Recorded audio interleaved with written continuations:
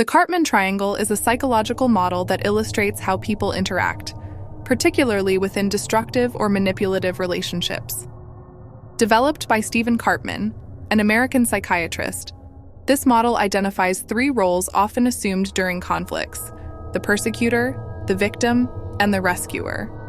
In today's story, the heroine tried to save a monster. But you can't save or reform a beast. It will devour you whole. Change must come from within, and no one can be transformed against their will. Expecting a monster to change is like a fly trying to convince a spider not to weave its web. On March 17, 2021, a young resident of Novosibirsk arrived at a two-room apartment on Kashirnikov Street, which his friends had rented, to congratulate his friend Anastasia on her 17th birthday. However, the festive atmosphere quickly turned into confusion, and then horror. Inside the apartment, he discovered numerous bloodstains, and in one of the rooms lay Anastasia's lifeless body, brutally wounded. When the terrible news about what had happened reached Anastasia's close friends, no one had any doubt. Her 19-year-old boyfriend, Fyodor, with whom she had been living, was the one who took her life. He had been struggling with various addictions for a long time and had shown aggression towards her. This story is recorded from the words of Daria, Fyodor's sister. In today's video, we will touch upon the topic of prohibited substances. It's important to emphasize that the use of such substances inevitably destroys lives, and today's story is yet another vivid example of this. It will be harsh, heavy, and not suitable for everyone. Anastasia and Fyodor attended the same school where they first met. They began dating when Anastasia was in the 8th grade, and Fyodor was in the 10th. At some point, Anastasia decided to move out of her parents' home and live with her boyfriend. The couple rented that very two-room apartment on Kashirnikov Street a couple of months before the tragedy. According to those close to her, Anastasia's mother was a good and sensible woman. Her father had passed away, though the circumstances of his death are unknown. Her mother was very worried about her daughter and tried to convince her to return home, but Anastasia was stubborn and refused. Daria, Fyodor's sister, recalls, "I believe my brother pressured her a lot, which is why she behaved that way. 16 years old, first love, first boyfriend. He was 2 years older, seemed grown up and cool." After finishing the 9th grade, Anastasia enrolled in college. Those close to her described her as a bright, open person with a sharp sense of humor, which made her choice of Fyodor as a boyfriend puzzling to many. Despite her positive qualities, her social media showed that Anastasia did not shy away from using foul language, posting photos with cigarettes, and engaging in candid discussions about alcohol and prohibited substances. She also shared revealing photos on her Twitter and mentioned plans to create an account on a popular platform where similar content could be monetized. All of this occurred when Anastasia was just 16 years old. Whether this behavior was the result of her relationship with an older boyfriend and his influence on her is difficult to say now.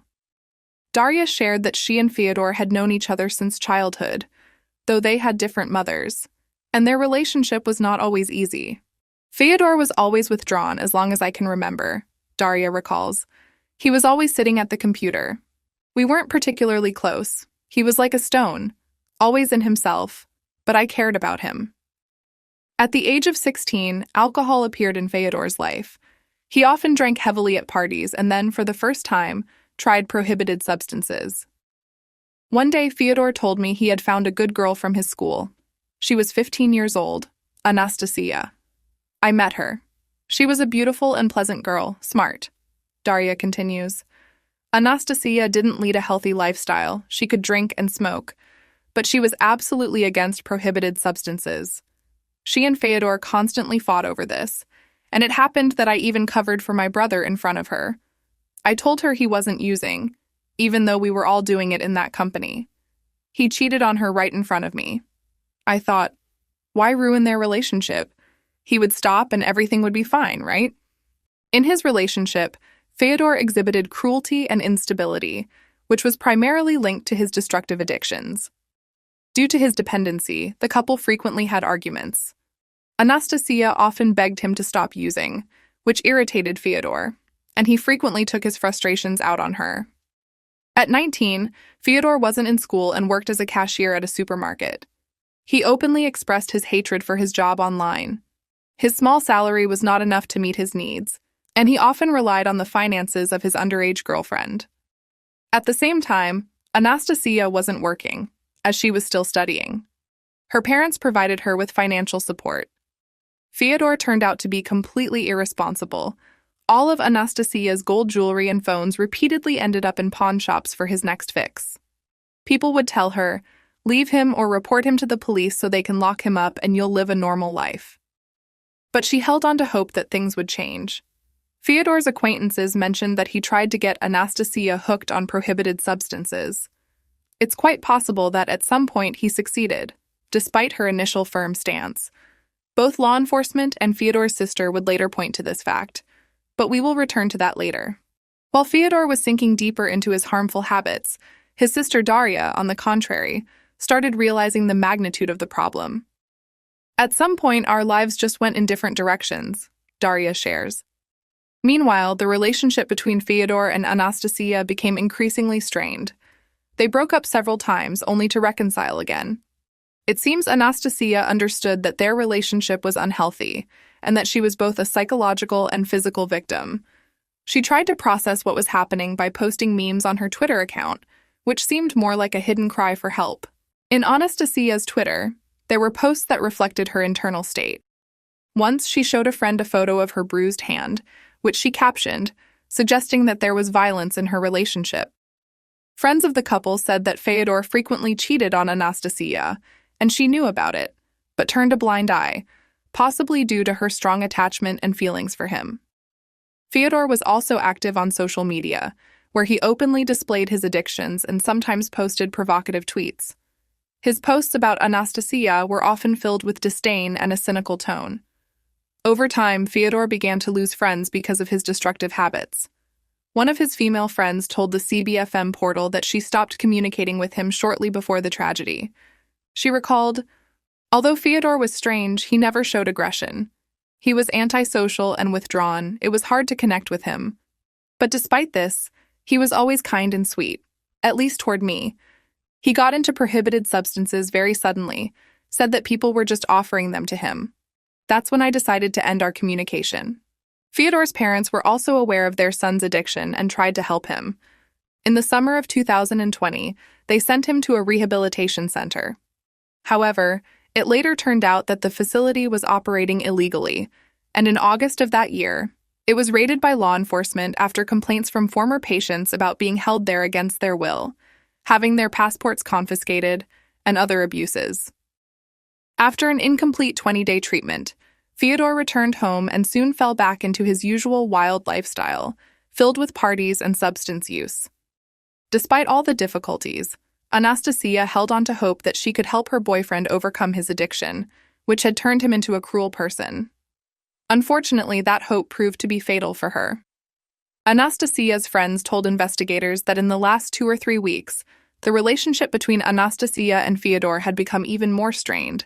The young woman even started receiving threats from unknown individuals, and those around her were convinced that Fyodor was behind these threats. On February 14th, just a few weeks before the tragedy, Anastasia posted on her Twitter that instead of a Valentine's card, she had received an anonymous note. However, the real shock for her followers came from another tweet she shared on the eve of her death. Anastasia revealed that Fyodor, in a state of paranoia and accusations, had cheated on her, and as she put it, in a non-traditional way. This tweet sparked a storm of discussion online, gathering dozens of reposts and hundreds of comments. There are several theories about what might have triggered the final argument between Fyodor and Anastasia on the night of March 6th into 7th. One theory suggests that Anastasia's public statement on Twitter provoked the conflict. Another theory suggests that Fyodor had asked Anastasia for money to buy another dose of prohibited substances that night, and she refused. Regardless of the specifics, around 2 o'clock in the morning, during the heat of their argument, Fyodor, under the influence of substances, took a knife from the kitchen and hid it under a blanket. When Anastasia tried to hug Fyodor, he suddenly pulled out the knife and began stabbing her. The brutality of the crime was shocking. No fewer than 48 stab wounds were inflicted on her neck and head, as well as her face, hands, and chest. In total, forensic experts counted about 85 injuries on Anastasia's body. During the murder, the neighbors heard screams coming from the apartment, but they didn't intervene. According to them, the couple often argued, so no one thought to call the authorities. Fyodor stayed at the crime scene for some time. After Anastasia stopped breathing, he took more prohibited substances and fell asleep next to her body. Fyodor made no effort to hide the fact that he had killed Anastasia. Later, he began messaging his friends, telling them what had happened, even sending them photos from the crime scene. After some time, possibly sobering up and realizing what he had done, Fyodor decided to leave the city. He transferred 3,000 rubles from Anastasia's bank card to his own account, took an additional 300 rubles in cash from her purse, grabbed her laptop, which he later sold at a pawn shop for 7,000 rubles, and pawned her iPhone. With the money he had gathered, Fyodor planned to flee to Kemerovo to meet up with an acquaintance. In one of his text messages, the following chilling words were found. "Don't repeat my mistakes. And now goodbye. I loved you a lot as a friend, but now really there's no other way. I killed someone. She took about 5 minutes to die. The knife was dull. I feel really sorry for her mother. She tried to hug me, but I had the knife hidden under the blanket." On his way to Kemerovo, the car Fyodor was traveling in got into an accident. Stranded without transportation, he started trying to flag down passing cars. A truck driver picked him up, unaware that he was giving a ride to a murderer who was already being actively sought by the authorities. At the same time, the police in Novosibirsk, who had arrived at the crime scene after being alerted by Anastasia's friend, had already begun tracking down the main suspect. They quickly identified the acquaintance Fyodor was heading to and got in touch with her by phone. When the woman learned that Fyodor had brutally killed Anastasia, she was shocked but immediately agreed to cooperate with the police. The woman from Kemerovo provided the Ministry of Internal Affairs of Russia, MVD, the Russian equivalent of the Department of Justice and Law Enforcement in the U.S., with photos from the accident that Fyodor had sent her. At the request of the police, she arranged to meet Fyodor, not at her home, but near a shopping center. Fyodor, completely unaware, showed up at the location, where he was promptly arrested and escorted back to Novosibirsk. The entire operation to locate and capture the suspect took 4 hours. Daria, Fyodor's sister, recalls, "One evening, a mutual friend messaged me and asked for our dad's phone number. I asked why. He told me that Fyodor had killed Anastasia and that he needed to tell our father. At first, I thought it was some kind of joke, but then I called my dad and he already knew. That was the worst day of my life. I had never heard my father speak to me in that tone before. It was a voice filled with complete despair. He was crying. I had never seen my dad cry." During interrogation, Fyodor did not resist and gave a full confession. He cited a domestic argument as the motive for the murder, though investigators leaned more towards financial reasons. Accompanied by the police, Fyodor returned to the crime scene and detailed how he had committed the murder and what he had done afterward. Following this, the court placed Fyodor in a detention center for further investigation. The funeral for Anastasia was not covered by the media. The only source of information came from Daria, who shared that the farewell ceremony was beautiful and that the costs of the funeral were covered by Fyodor's father and mother, as Anastasia's mother did not have the money. The criminal case was not brought to the regional court until November 16, 2021. Fyodor was charged with 2 offenses, murder and theft of items of special value. During the court session, it was revealed in the indictment that Anastasia had also been using prohibited substances. According to the prosecution, on March 6, 2021, the young couple had consumed narcotics together, after which Fyodor inflicted no fewer than 59 stab wounds on Anastasia, resulting in her death on the spot. After ensuring that Anastasia had died, Fyodor stole cash, a mobile phone, and a laptop worth more than 50,000 rubles, and then fled the scene. Prosecutor Maria Shine stated that the prosecution had recommended that Fyodor be sentenced to 18 years in a maximum security penal colony. Daria confirmed that prohibited substances were also found in Anastasia's blood, adding, "I saw it in the case file." A psychiatric evaluation concluded that Fyodor did not suffer from any mental disorders, and his addiction did not prevent him from understanding and controlling his actions. During the court hearing, Fyodor was given the opportunity to speak. However, instead of offering sincere remorse, the court heard only a monotone speech, read from a piece of paper. I admit my guilt in committing the murder after the argument, for which I am remorseful. I understand that no apologies or words can ever ease the grief. I did not intend to cause her suffering or pain. I do not admit guilt in the robbery charge. The reason for the murder and our argument is completely different, which I am ready to explain to the court later, after all the case materials have been examined. Fyodor's lawyer stated in court that his client had become a victim of media attention, which led to overly harsh charges that, according to the defense, did not correspond to the actual case materials. The final hearing on this case took place on August 31, 2022. On that day, the court, taking into account mitigating circumstances such as Fyodor's confession, remorse, health condition, and his positive character references, sentenced him to 15 years in a maximum security penal colony. Additionally, the victim's side filed a lawsuit seeking compensation for material damages amounting to approximately $4,000 and $100,000 for emotional distress. The court fully granted this claim. Daria, Fyodor's sister, recalls, "He tried to keep in touch with me after the murder, but I cut off communication. Through his messages, I could tell that he was trying to blame me for getting him hooked on prohibited substances, implying that's why he killed Anastasia. I saw zero remorse in him. It was incredibly painful. I wanted to tell him he was wrong, that he's a complete monster, but I knew it would be pointless. It's been 2 years now, and I've somewhat moved on, but the pain for my father and for Anastasia's loved ones will likely never go away." Stay tuned for the next story and share your thoughts on the first one in the comments below. How could a mother allow her underage daughter to live with a boy at such a young age? Have you ever tried to change your partner to make them better?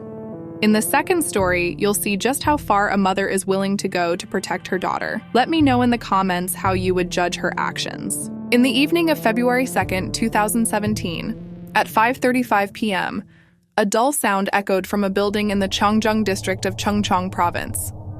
On the second floor, there was an orthopedic clinic, and a nurse, hearing this sound, felt a sense of alarm and decided to open the hospital door. Before her lay a man, bleeding profusely, with his body positioned on the staircase. His legs were elevated, and his head was lower. In horror, the nurse called for an ambulance by dialing 119. Soon, a doctor from the clinic emerged and began performing cardiopulmonary resuscitation. The ambulance arrived and rushed the man to the emergency room, but he succumbed to his injuries. The cause of death was severe blood loss.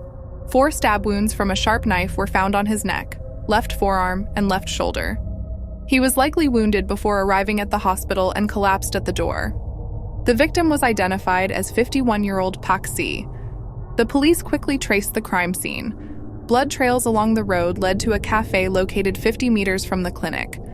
This establishment was situated in a densely populated area with numerous apartment buildings, suggesting that there could be plenty of witnesses. At 5:30 p.m., during rush hour after work, there should have been many people in the nearby café. However, it turned out that the café staff did not fully understand what had transpired. They noted only that a couple of patrons, a man and a woman, had quickly left the establishment. It was likely that the deceased, Paak See, was among them. Furthermore, Paak See worked at a nearby high school as a career guidance counselor. Who could have attacked this teacher? It appeared to be a woman. Approximately 1 hour and 20 minutes after the incident, at 7 p.m., a middle-aged couple entered the Ochang police station with worried expressions.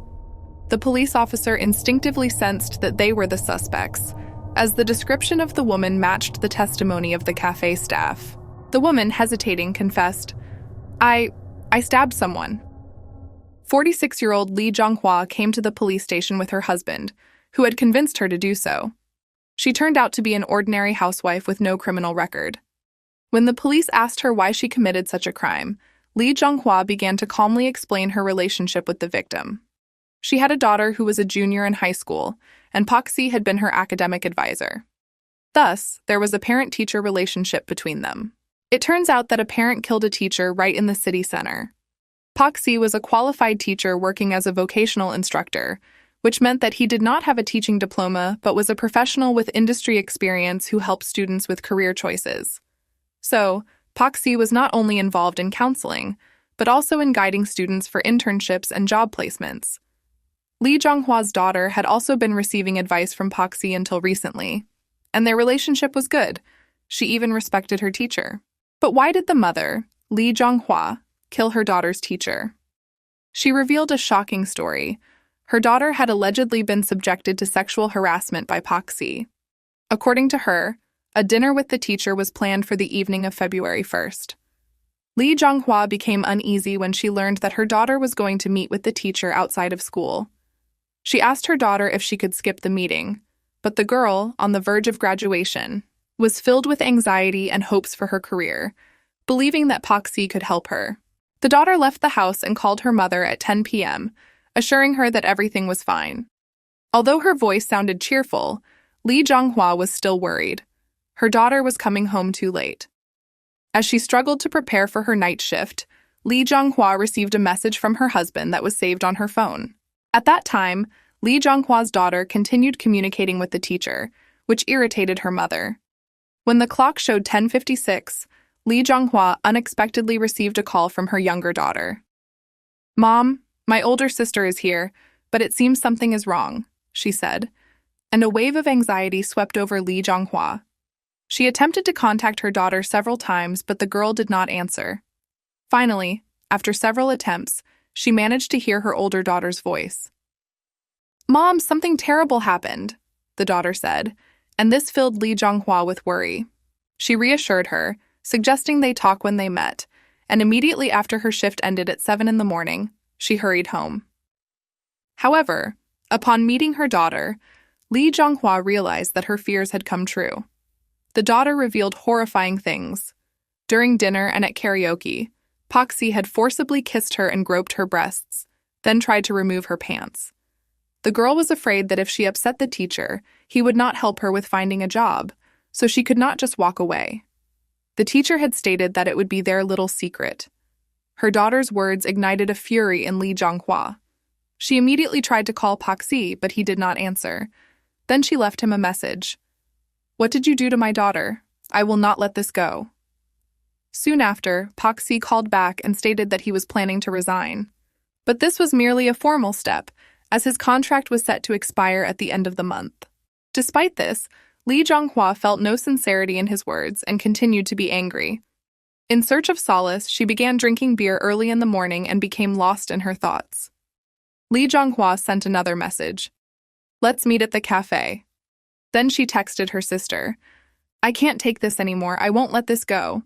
I'll end this and go to prison." After that, she took an 11-centimeter kitchen knife and left the house.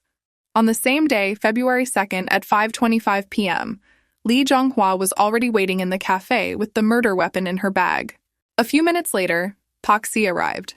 Instead of the expected apologies, he calmly sat down and said, "Let's have a drink." Lee Jonghwa, unable to contain her anger, began to confront him.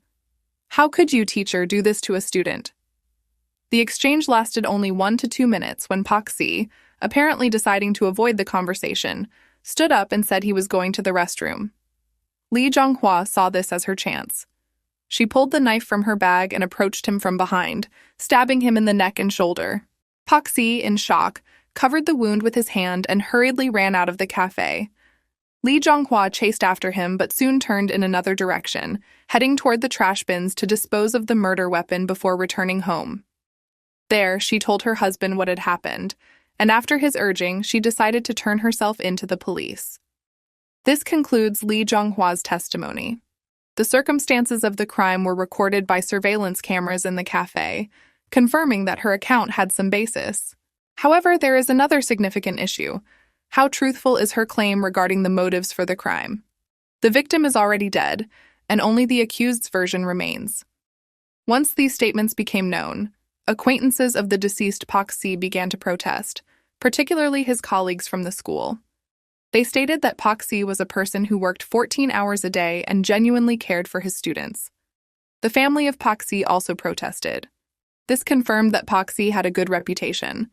Now it is necessary to determine whether an incident of sexual harassment truly occurred that evening at the karaoke, which served as the motive for this crime. Unfortunately, there were no surveillance cameras in the karaoke. Instead, the police decided to track the actions of Lee Jong-hwa and her daughter the day before the incident. As a result, they found crucial evidence. Firstly, the time when Lee Jong-hwa's daughter left and met with Paak See was around 5 p.m. They had dinner and then headed to a bar. However, by that time, it was already around 9 p.m. Lee Jong-hwa's daughter, having reached adulthood, was legally allowed to drink alcohol. But it was still strange that a teacher took his student to a bar. The establishment's owners also noted that Lee Jong-hwa's daughter was very young. She had just turned 20, and they checked her ID. Moreover, the age difference between them was so significant that at first they thought it was a father with his daughter. But now, as the daughter began to speak politely, she started to doubt whether this was appropriate.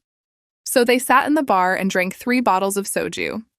Their subsequent actions were confirmed by surveillance cameras on a nearby street. The video showed that Paak See appeared to be drunk and was unsteadily walking down the street with another teacher. This was the road to the karaoke. At midnight, transitioning into February 2nd, they entered the karaoke and paid for an hour. The karaoke owner remembered them well because when they entered the room, not a single song was heard for an entire hour. Silence.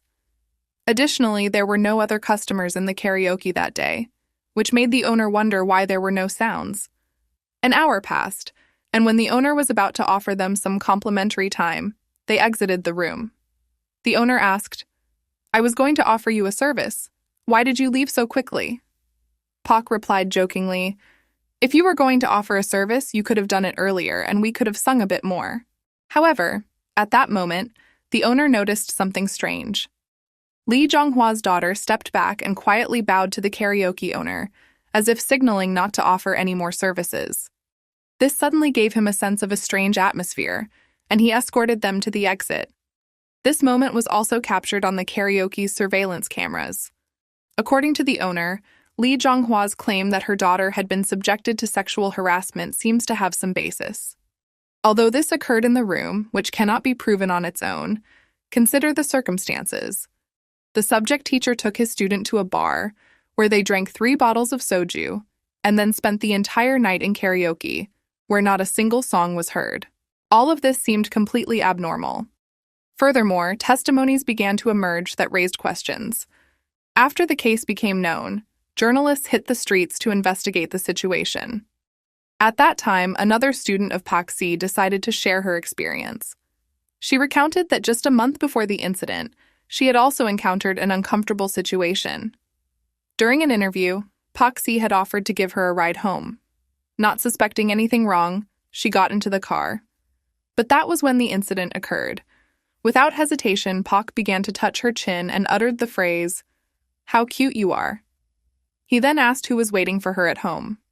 When she replied that her father was waiting, he said, "What a pity." Then he added, "You're so cute that I feel like kidnapping you." These were words that a teacher should never have said. It was extremely inappropriate. After that, he continued to contact her. However, as previously mentioned, Paak had a decent reputation among the students. Thus, the student thought that perhaps his closeness was merely a sign of care for them. Nevertheless, she felt uncomfortable, which was entirely natural. Paak's actions drastically changed the situation.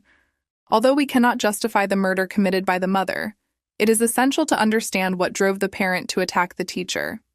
In our country, private vengeance is strictly prohibited. However, at least we can comprehend what pushed her to such a step. Nevertheless, the police continued to doubt her testimony. If her daughter had indeed faced harassment, shouldn't she have reported it to the police or the school rather than going to the teacher with a knife? Perhaps it is worth considering whether she had other motives for the murder.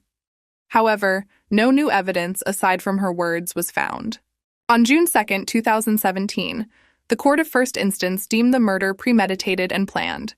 She had informed her brother of her intentions and prepared the murder weapon. The court ruled that despite her daughter having faced harassment, the act of revenge could not be justified within the bounds of the law. She was sentenced to 10 years in prison. 6 months later, an appeals court overturned the previous decision and reduced the sentence to 7 years. The judges noted that the murder could not be justified by any means. However, they took into account that harassment had occurred and that the accused voluntarily surrendered to the police, demonstrating remorse.